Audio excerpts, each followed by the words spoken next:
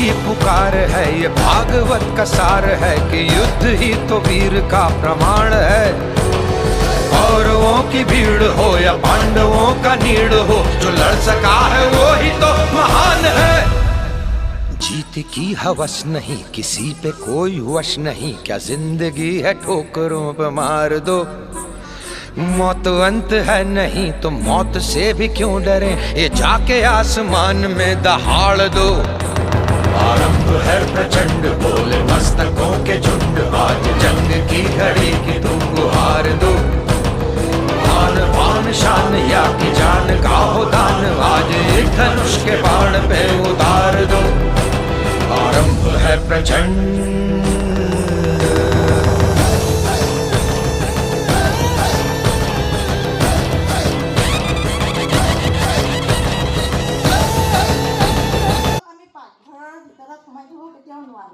সকলোৱে ওলাব কামত, গতিকে তেওঁলোকক বিভিন্ন ধৰণে আমি সমাজত ছাপোৰ্ট কৰিব লাগিব, কাৰণ তেওঁলোকে আমাক দুইটাই লাগে। স্বামী বিবেকানন্দৰ এটা ধুনীয়া উদাহৰণ, সমাজৰূপী গৰু পক্ষীৰ পুৰুষ আৰু নাৰী দুইটাই দুখন পাখি বুলি যদি ধৰা হয়, পুৰুষ আমাৰ যে পৰিয়াল প্ৰবন্ধনৰ কথাটো আহিছে, সেইটোৱে যে আমি পৰিয়ালবিলাকত তেওঁলোকৰ পৰম্পৰাগত পৰিয়ালৰ কাৰণে তেওঁলোক বহুত মনৰ দুখতো থাকে, পিছ পৰিও যায়, আৰু তাৰ কিন্তু কুফলো হয়। কিছুমানৰ বিবাহ বিচ্ছেদ হয়, কিছুমানে ল'ৰা ছোৱালীক জন্ম দিব নোখোজে, বা কিছুমানে সাংসাৰিক বান্ধনতেই সোমাব নোখোজে।